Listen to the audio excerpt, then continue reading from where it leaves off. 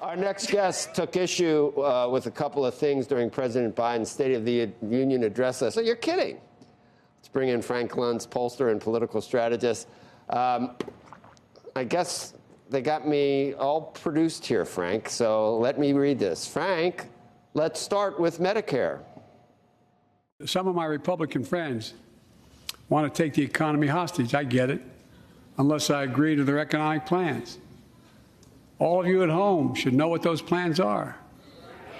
Instead of making the wealthy pay their fair share, some Republicans want Medicare and Social Security to sunset. I'm not saying it's a majority.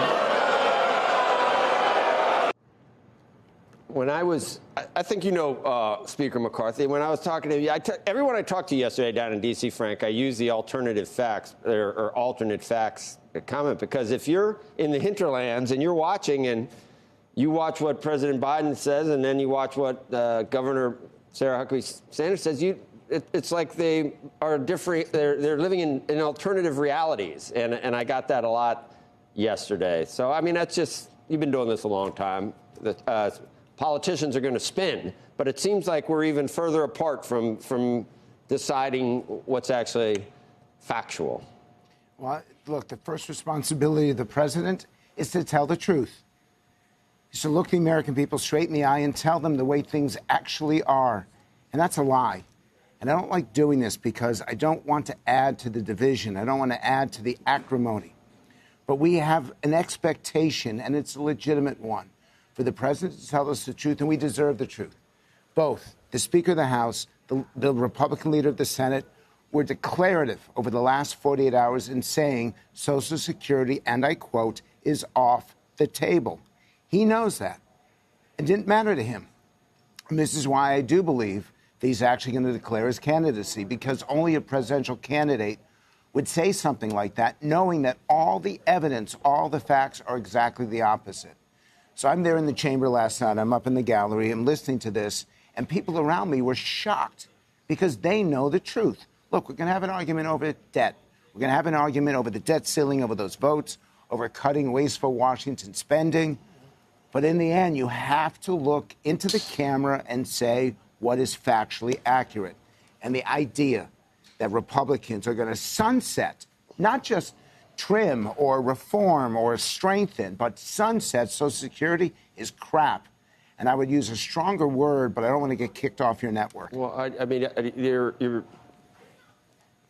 where do you want to start in terms of what we hear that's not factually correct? And I know Trump, you know, people say Trump, you could tell he was lying when his lips moved. I've heard that. But, okay, record job production. We're exactly where we'd be on a line if you look at, we closed, we came back up, and it's basically where we would have been. It's good, it's great, but you didn't create 12 million jobs. 12 million jobs came back that probably already existed.